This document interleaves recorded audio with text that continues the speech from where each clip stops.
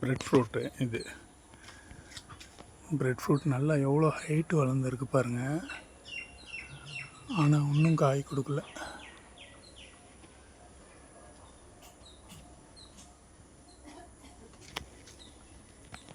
சரியான ஹைட் போயிடுச்சு.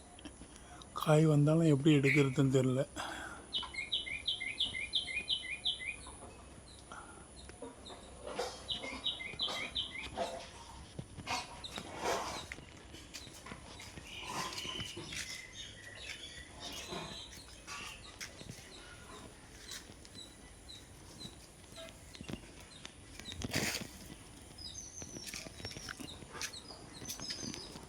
இது மலையன் ஆப்பிள்.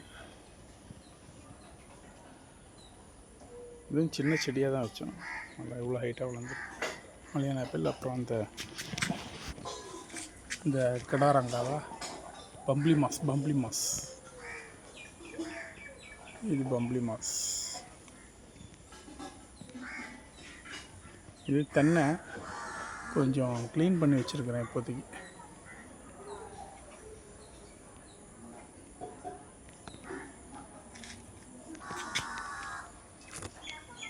ஸ்டார் ஃப்ரூட் இதில் தான் நிறைய காய் காய்க்கும்.